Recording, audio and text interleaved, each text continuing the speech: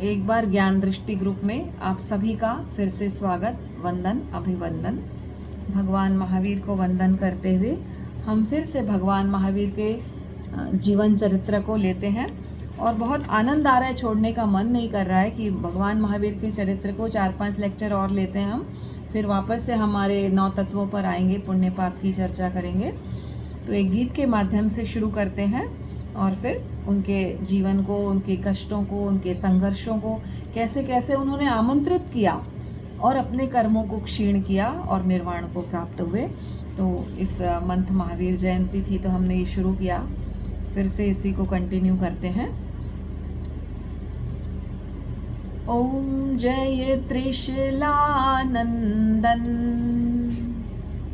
ओम जय त्रिशूलानंदन,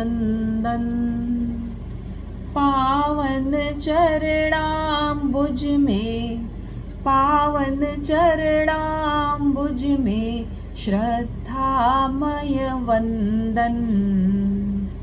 ओम जय त्रिशूलानंदन, ज्योति पुंज बन उतरे तुम इस धरती पर, प्रभु तुम इस धरती पर, उपदेशामृत बरसा, उपदेशामृत बरसा, दूर किया क्रंदन। ओम जय त्रिशूलानंदन, क्षमा सत्य करुणा की बहती थी धारा, प्रभु बहती थी धारा, संयम की रश्मि से, संयम की रश्मि से तोड़े अगबंधन। ओम जय त्रिशूलानंदन,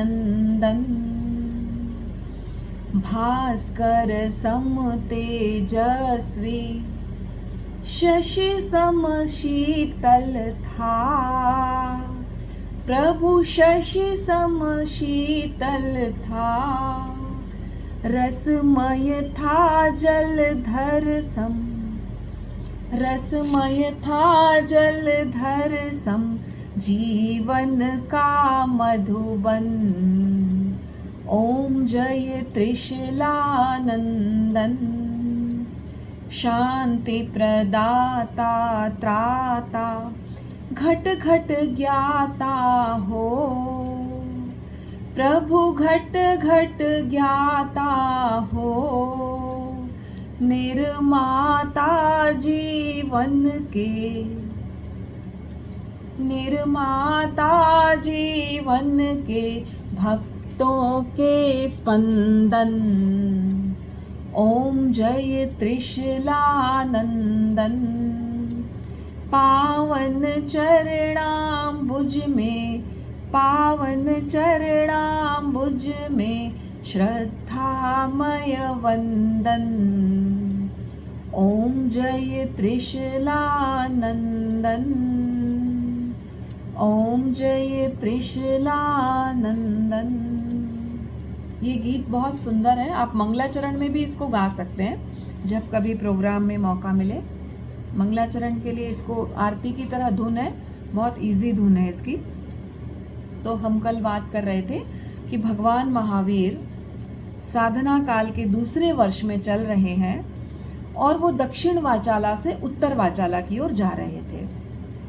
अब कुछ नगरी के नाम भी चेंज हो गए हैं, पर जो बुक में पुराने नाम को ही यूज किया गया है यहाँ पर।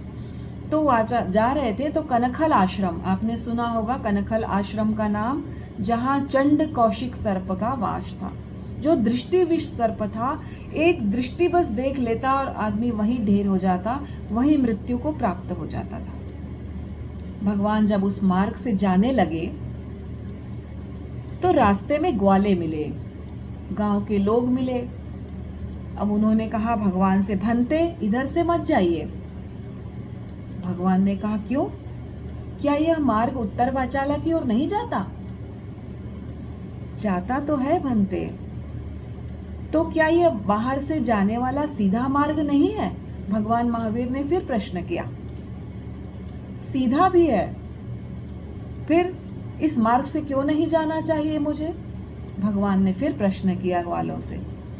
भंते, यह निरापद नहीं है, यहाँ पर डर है चंड कौशिक सर्प का।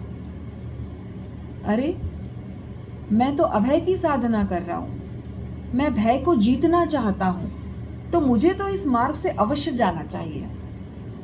कहा भी गया कि अभय और मैत्री, ये दोनों की साधना करने के लिए भगवान अपने घर से निकल पड़े थे। अभी निष्क्रमण कर दिया था कि मैं मैत्री की साधना करूंगा। किसका भय और किसके लिए भय?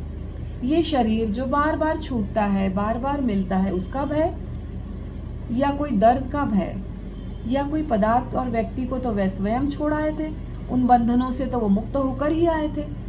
तो क्या बचा है? शरीर बचा है एक। तो शरीर से क्या आसक्ति रखना? भगवान तो पूरी तरह अनासक्त थे। वो कहते थे कि भाई, जो मूढ़ आत्मा है, मूढ़ यानी जो कहना चाहिए मूर्ख से भी जो आगे वाली श्रेणी होती है ना, उसको कहते हैं मूढ़, जड़ बुद्धि वाली, या मूढ़ जो बुद्धि होती है, जो मोह में बंधी रहती है। मतलब मूर्खता से भी ज्यादा जो खतरनाक वाली स्थिति है वो मूढ़ता है।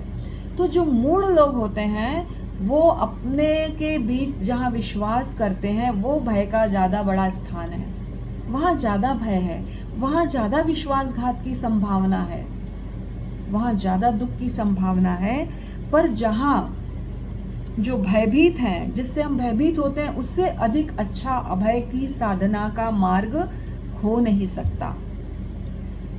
हम जिससे भयभीत होते हैं, अंधेरे से, भूत प्रेत से, या बिच्छू से, सर्प से, शेर से, वहीं जाकर अभय की साधना हमें करनी चाहिए। ऐसा भगवान महावीर का सोच था। हम तो साधारण मनुष्य हैं और हम तो बहुत जल्दी भयभीत हो जाते हैं, लेकिन भगवान की बात अलग थी।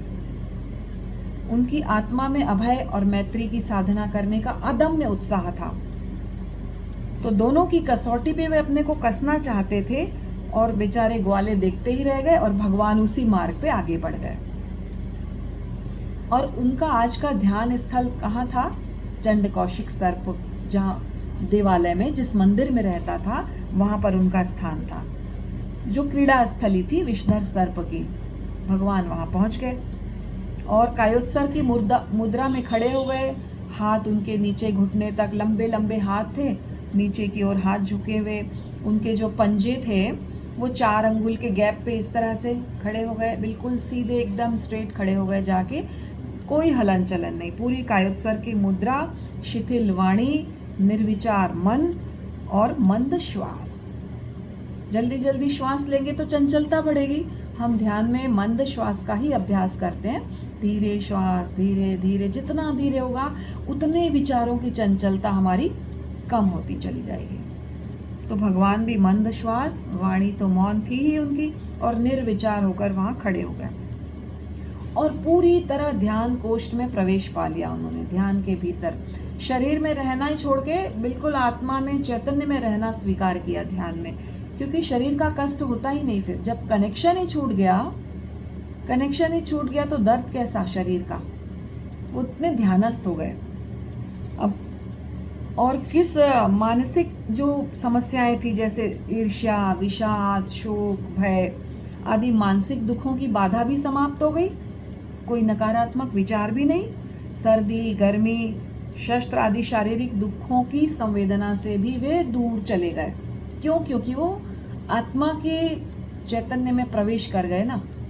तो सर्दी, गर्मी, भूख, प्यास, ये सब से भी अतीत हो गए, मतलब दूर हो गए वो। अब चंड कौशिक अपना घूम फिर के अपने स्थान पर आया, और अपने स्थान पर क्या देखता है वो, कि जो निर्जन स्थान है, जहां पर कोई नहीं आता, आते वे सब डरते हैं। कई वर्ष बीत गए, यहाँ कोई नहीं आया।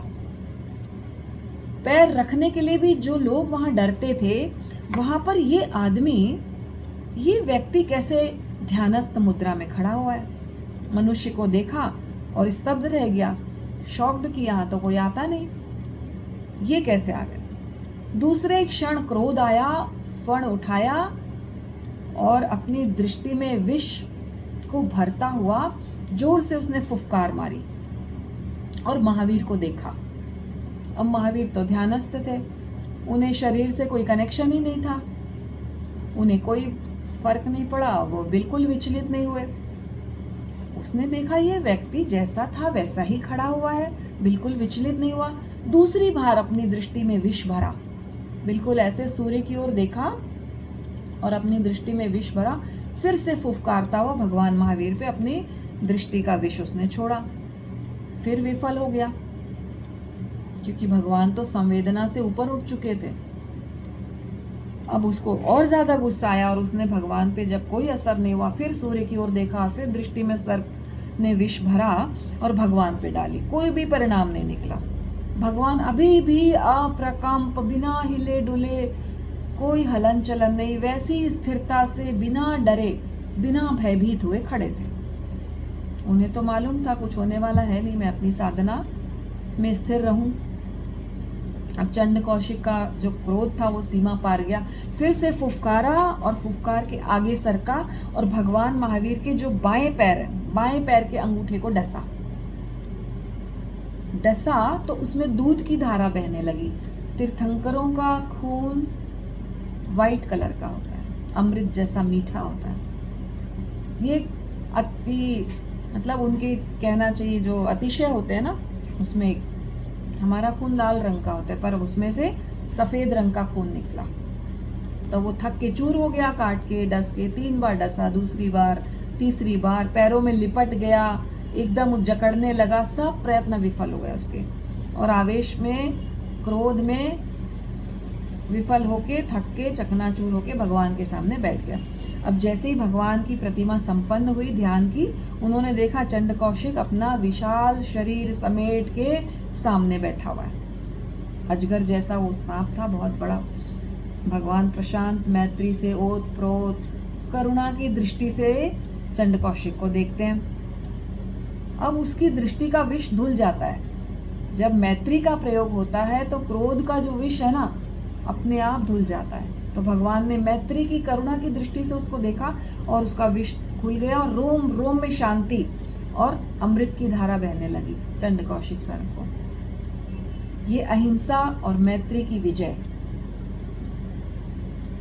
हिंसा से हिंसा को नहीं धोया जा सकता, खून से खून को नहीं धोया जा सकता।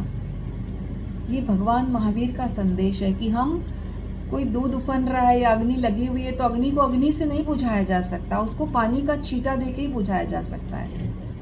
तो भगवान महावीर ने वही प्रयोग किया। उन्होंने हिंसा को अहिंसा से जीता, भय को अभय से जीता, क्रोध को मैत्री से जीता। और इस तरह वो जो देख रहे थे, ग्वाले जो घटनाएं देख रहे थे, पीछे पीछे भगवान महावीर के आए और देखकर आश्चर्यचकित हो गए और पूरे गांव में उन्होंने संदेश फैला दिया, सूचना फैला दी कि वो विष वाला सर्प जो है वो तो शांत हो गया एकदम। और अब जो ये मार्ग है कनखल आश्रम का, वो निरापद हो गया, अब हम सब जा सकते हैं। और जनता के लिए बड़ा शुभ संवाद था। और भगवान की ये जो प्रयोग था वो अभय और मैत्री का प्रयोग, बाह्य प्रभाव से मुक्ति का प्रयोग, अहिंसा की प्रतिष्ठा में क्रूरता को मृदुता में बदलने वाला प्रयोग, ये 4 निष्पत्तियों के साथ भगवान का ये प्रयोग ध्यान का संपन्न हुआ।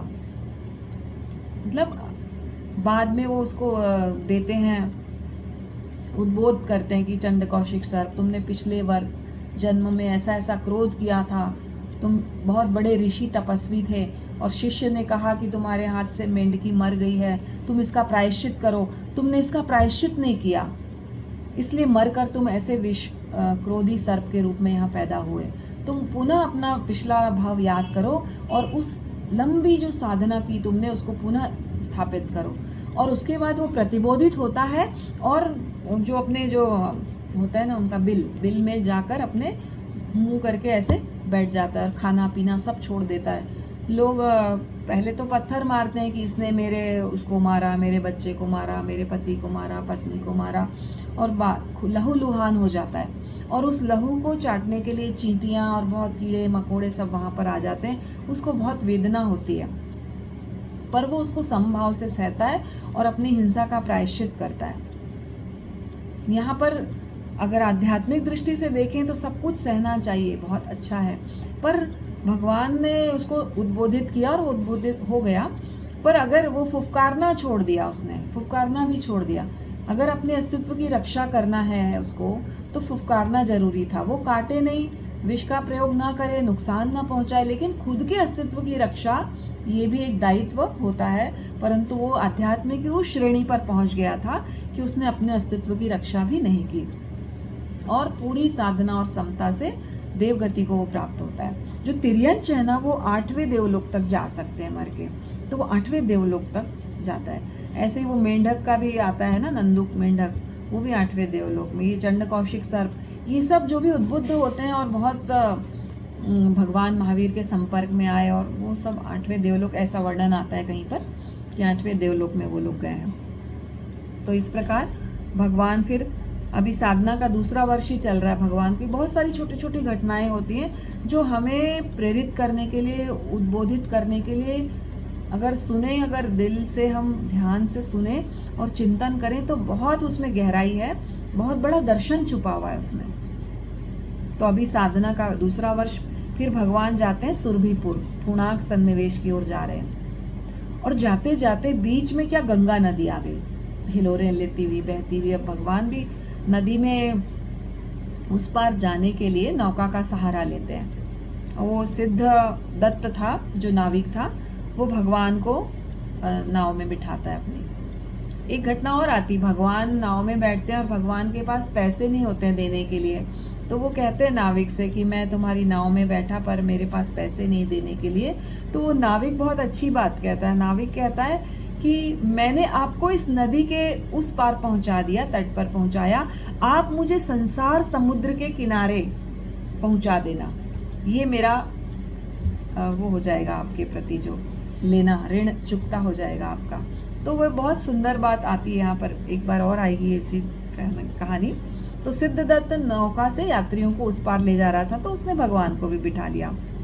अब नौका गंतव्य की ओर जाती है और यात्री बीच बीच में बातचीत में संलग्न है, महावीर अपना ध्यान में लीन है। वो तो कहीं भी जाते ध्यानस्थ हो जाते, कायोत्सर्ग करने लगते, ध्यान, एक मिनट भी, एक क्षण भी। समयम गोयम मां पमाए, उन्होंने गौतम से भी कहा, मतलब गौतम तू एक क्षण भी प्रमाद मत कर, एक क्षण, पता नहीं किस क्षण मृत्यु से हमारा सामना हो जाए और हमारा जीवन यूं ही धरा का धरा रह जाए, हमारा मनुष्य जीवन व्यर्थ हो जाए, इसलिए तुम एक क्षण भी प्रमाद मत करो। 36,000 प्रश्न गौतम ने महावीर से पूछे, जो भगवती सूत्र में आता है हमारे, और उन्होंने बहुत धैर्य के साथ गौतम को उत्तर दिया हर प्रश्न का। तो एक एक शब्द, एक एक वाक्य जैसे प्रेरणा बन जाता है जीवन में, अगर हम समझें, स्वीकार करें, विश्वास करें तो भगवान जब ध्यानस्थ हो गए वहां पर, और वो अभय की मुद्रा में अपना खड़े हैं। अब वो आकाश बादलों से घिर गया, बारिश होने लगी, बिजली कौनने लगी, और गर्जना से एकदम सब कुछ ध्वनिमय हो गया, डरावना सा माहौल बन गया, क्योंकि समुद्र में तूफान आ गया। अब तूफान की तरंगें ऐसी थी गगनचुंबी, कहते हैं ना आकाश को चूमने वाली, गगनचुंबी, बड़ी बड़ी लहरें वैसे ही समुद्र में होती है, पर तूफान में तो और बड़ी बड़ी लहरें होती है। तो नौका डगमगाने लगी, यात्रियों के हृदय कांप उठे कि कैसे होगा, हम सब डूब जाएंगे। पर भगवान महावीर एक कोने में अपना ध्यानस्थ खड़े हैं, उन्हें कोई फर्क नहीं, कोई विचलित नहीं कर सका उनको, न कोई आंधी न तूफान। अब बाकी लोग तो उनकी प्रकृति और उनको देखकर, बाकी जो तूफान का जो रौद्र रूप था वो भूल गए, भगवान की मुद्रा को देखकर, भगवान की अभय की मुद्रा को देखा और भूल गए कि तूफान आ रहा है, और वो भी ऐसे ही अपना प्रार्थना करने लग गए। भय भय को उत्पन्न करता है और अभय अभय को। भगवान की अभय की मुद्रा थी, उसको देख के बाकी लोगों ने भी अपना भय छोड़ दिया, और प्रकृति का आवेग भी धीरे धीरे धीरे धीरे शांत हो गया। वो तूफान से सब बाहर निकल आए और भगवान महावीर भी उस नौका से उतरकर तट पर आ गए। तो ये भी बहुत सुंदर दूसरे वर्ष की घटना है उनकी। आचार्य महाप्रज्ञ जी ने बहुत सुंदर वाक्य यहाँ पर लिखा है। आदिवासियों के बीच जब भगवान महावीर जाते हैं अब, क्योंकि वो सोचते हैं मैं जहाँ भी जाता हूँ लोगों को कष्ट होता है, क्योंकि अकिंचन थे, बोलते नहीं थे, नहीं बोलते थे तो भी वो तकलीफ में, लोगों को बड़ी चिढ़ होती थी कि हम 10 बार पूछ रहे हैं, ये बोलते ही नहीं, ये व्यक्ति खड़े हैं नासाग्र पे दृष्टि टिका के, तो बच्चे भयभीत हो जाते, ये कौन प्रतिमा है, भूत है जैसा कोई। तो इस तरह लोगों को देखकर भगवान महावीर ने सोचा, मैं तो इन लोगों को मेरी वजह से कष्ट होता है, जबकि भगवान महावीर को वो कष्ट देते, कुछ भी बोल देते, धूल फेंक देते, थूक देते, लुढ़का देते, बहुत आगे जाके आप देखेंगे इतने कष्ट देते थे। तो वो सोचते कि मेरी वजह से इनको कष्ट हो रहा है, वो मैं ऐसे क्षेत्र में जाऊं जहां लोग कम हो, जहां लोग कम हो और मेरी वजह से उनको कष्ट ना हो। और आचार्य महाप्रज्ञ जी यहाँ पर लिखते हैं कि कस्तूरी को यदि घिसा नहीं जाए, अगर वो घिसने को सहन नहीं करती, तो उसकी जो खुशबू है, कस्तूरी की जो खुशबू है, वो कभी प्रस्फुटित नहीं होती। कहते हैं ना, हीना मेहंदी को भी घिसते हैं तब वो लाल रंग लाती है, वैसे ही कस्तूरी को जब घिसते हैं तो वो प्रस्फुटन होता है फूल उसमें। अगरबत्ती अगर जलना स्वीकार न करे तो क्या वो अग्नि स्नान के बिना पूरे वातावरण को महका सकती है? बिल्कुल नहीं। सारे वायुमंडल को सुरभित कर सकती है? नहीं कर सकती। तो वो कहते हैं कि हमारी दुनिया जो है वो ताप और संघर्ष की दुनिया है।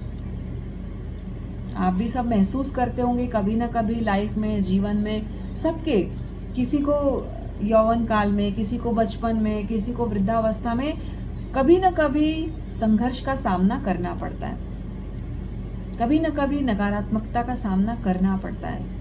तो आचार्य श्री कहते हैं ये जो दुनिया है, ये जो जीवन हमको मिला है, ये ताप और संघर्ष का है।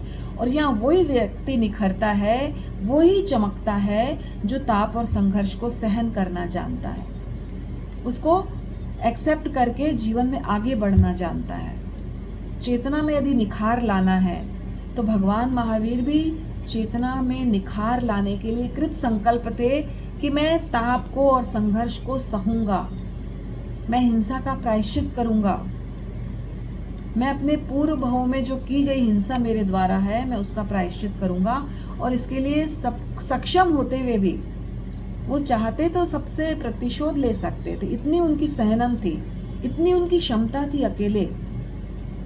नहीं तो कोई ठीक है, दीन है, लाचार है, किसी ने अत्याचार किया, भाई बहुत बड़ा आदमी है, कोई छोटे पे अत्याचार करता है तो ठीक है, सहन करना पड़ता है उसको, कोई मजबूरी है, क्योंकि वो उसका कुछ नहीं बिगाड़ सकता। लेकिन जहाँ क्षमता है, क्षमा शोभती उस भुजंग को जिसके पास गरल है, उसको क्या जो विषहीन दंतहीन सरल है। मतलब कहा गया इस दोहे में कि क्षमा उस सांप को, उस सर्प को शोभती है जिसके पास विष है, जिसके दांत निकाल दिए गए हैं, जिसके पास विष नहीं है, वो क्या बिगाड़ लेगा। तो महावीर सक्षम होते हुए भी उनको क्षमा करते थे, उनको करुणा की दृष्टि से देखते थे, उन पर आवेश, आवेग, क्रोध, द्वेष कुछ भी नहीं करते थे, क्योंकि उनको कहाँ पहुंचना था, इसमें उलझना नहीं था उन्हें अपने कर्मों को खपाना था और अपने निर्वाण को, मोक्ष को, मुक्ति को प्राप्त करना था। दो भगवान खड़े हैं उद्यान के मंडप में, सामने एक तालाब है, कुछ लोग जल को उलीच उलीच के बाहर फेंक रहे थे और वो खाली हो गया। अब नए जल का स्वागत होने लगा, बारिश हुई, नाले से बरसने से फिर से नाला पानी से भर गया। तो मनुष्य की चेतना भी संस्कारों से भरी हुई है, आते जाते हैं संस्कार, आते जाते हैं, आते जाते हैं, नए संस्कार आते हैं। क्रोध आया, फिर से क्रोध आ गया, कुछ घटना घटी, फिर से क्रोध आ गया, मतलब पुराने क्रोध का कर्म क्षय हुआ और हमने दोबारा क्रोध कर लिया, तो फिर से नए कर्मों का बंधन। तो ये संस्कार जो है आते जाते हैं, आते जाते हैं, जब तक हम उस मार्ग को संवर के द्वारा, त्याग के द्वारा बंद नहीं करते हैं, उस मार्ग को जब तक हम उस मार्ग को बंद नहीं करते हैं, नया पानी, नए संस्कार, नए कर्म आते जाते हैं, आते जाते हैं, हमारा नाला भरा का भरा रहता है। कितना भी हम निर्जरा कर लें, तप कर लें, स्वाध्याय कर लें, अगर हमने उसको रोका नहीं संवर से, तो हमारा नाला जो है वो, कहा गया है, कभी खाली नहीं होता, क्योंकि हम विचार तो निरंतर करते हैं, कभी शुभ विचार, कभी अशुभ विचार, निरंतर हम अपने संस्कारों से बंधे हुए, कभी अशुभ, कभी शुभ, कभी शुभ, कभी अशुभ में बहते ही रहते हैं नाले की तरह। तो नाले को जो बंद करना है, तभी ये नाला पूरा खाली होगा। तो हमारे जो अपने संस्कार हैं उसको उलीच उलीच कर बाहर निकाल कर फेंकना है। एक बहुत अच्छा प्रयोग वो एंगर मैनेजमेंट की वर्कशॉप में मैंने देखा कि वो बैलून को, ब्लैक कलर का बैलून लो और उसको कल्पना में फुलाया, उसको खूब फुलाया ध्यान के, और फुलाते फुलाते वो इतना फूल गया, अब उसमें जितना भी अपना क्रोध है, अपना आवेग है, अपना आवेश है, अपनी नकारात्मकता है, वो सब भर लो उस बैलून में, ब्लो अप करो उसको और पूरा भर लो और भर के उसको दूर आकाश में छोड़ दो। प्रयोग करवा रहे थे, कुछ गेम खिलवा रहे थे वो, और बहुत अच्छा लगा मुझे ये गेम। मैंने कहा ये ठीक है, कल्पना में उसको पूरा अपने संस्कारों को, जो बुरे संस्कार है उनको भरा और उस बैलून को आकाश में उड़ा दिया। तो ऐसा हम कर सकते हैं प्रयोग, क्योंकि सब कुछ भावों का जगत है, विचारों का जगत है। हम दुखी किस बात से हैं? विचारों से। सुखी किससे हैं? विचारों से। सुख और दुख कोई ऐसी वस्तु नहीं है जो कोई आपको दे दे और आप ले लो। ये दुख ले लो, अच्छा 5 ग्राम, अच्छा ये सुख ले लो 10 ग्राम, ले सकते हैं आप? या किसी को दे सकते हैं, सुखी बना सकते हैं? बिल्कुल नहीं। सारा विचारों का जगत, और इतना बड़ा जगत है ये कि हम पूरी जिंदगी इसी उलझन में, इसी भटकन में भटकते हैं, उलझते हैं, इसी उलझन में रहते हैं। विचारों से दुखी होते हैं, विचारों से सुखी होते हैं। एक बहुत सुंदर आगम का आता है सूत्र, से सुयम चमे अज्जत थियम चमे, बंधप मोखो तुझ अज्जत थी व। मतलब भगवान महावीर कह रहे हैं, उनकी वाणी आगम की, मैंने सुना है और अपने अनुभव से जाना है। क्या जाना है? कि बंधन और मुक्ति तेरे भीतर है, बाहर नहीं है। बंधन और मुक्ति तेरे भीतर है, और भीतर हम झांकते हैं तो क्या मिलता है हमको? विचार। आप भीतर झांक के देखिए, क्या है आपके भीतर? विचारों के अलावा कुछ दिखाई नहीं देगा। तो विचारों से ही आदमी बंधा हुआ है और विचारों से ही मुक्त है। अगर मैं सोच लूं कि मैं मुक्त हूं तो मैं मुक्ति का आनंद ले सकती हूँ। अगर मैं सोच लूं कि मैं बंधी हुई हूं तो मैं बंधी हुई हूं, तो मैं बंधन के दुख को भी भोग सकती हूँ। मतलब जैसी सोच वैसे ही हमारा व्यक्तित्व, जैसी दृष्टि वैसी सृष्टि। हमने सोच लिया दुनिया खराब है, बहुत खराब है, क्या है यहाँ पे, कोई सुख नहीं है, तो हम पूरे टाइम फ्रस्ट्रेटेड, दुखी, सबको कोसते रहेंगे, परिस्थितियों को, वातावरण को, व्यक्ति को, ये ऐसा है, वो ऐसा है ना, दुखी हो जाएंगे। और अगर हम सोच लें अरे वाह मनुष्य जन्म मिला है, कितना सुंदर जन्म मिला है, कितना सुंदर भगवान महावीर की कथा सुनने को मिल रही है, आहा आनंद, कैसा जीवन था वो, कितना सहन किया उन्होंने, हम तो कुछ भी सहन नहीं करते, काश हम भी उनकी तरह होते, उनके जैसा सहन कर सकते, वैसे ही हमको भी मोक्ष मिल जाता। आनंद ही आनंद, आनंद ही आनंद में रह रहे क्या किया हमने? कुछ नहीं किया, बैठे एक ही जगह पे, सिर्फ सोच, सिर्फ विचार है हमारा कि ना मनुष्य जन्म मिला हो, कितना सुंदर भाव मिला है, कहाँ कहाँ भटक के आए हो, नरक गति में कितने दुख देखे हैं, सब भूल गए, है ना, कितना कितना दुख भोग के तिर्यंश योनि में आए हैं, और आज देखो इतना सुंदर भाव मिला। मैं उपयोग ही नहीं कर रही हूँ उस चीज़ का, मुझे उसका उपयोग करना है, क्षण क्षण उपयोग करना है, कोई प्रमाद नहीं करना है। ऐसा अगर सोच लें तो लग जाएंगे उत्साह के साथ हम अपने जीवन को संवारने में, है ना। और सोच लें निराशा ही निराशा चारों तरफ, तो ठीक है, फिर आगे यही बांटेंगे आसपास वालों को अपन, है ना। तो खुश रहना है, आनंदित रहना है, प्रसन्न रहना है, और जितना दे सकते हैं अपनी तरफ से दूसरों को, सुख का माध्यम बनना है। सुख तो उसके ही पास है, पर हमको सिर्फ माध्यम बनना है उसके लिए, कि हम अच्छा, हमारी वजह से किसी को कष्ट ना हो, किसी को दुख ना हो, ये चीज़ हम भावना में रखें अपनी, तो हमारी विचार शुद्धि से ही हमारे कर्मों का क्षय हो जाएगा। विचार ही बहुत बलवान है, यही बांधते हैं और यही मुक्त करते हैं हमको।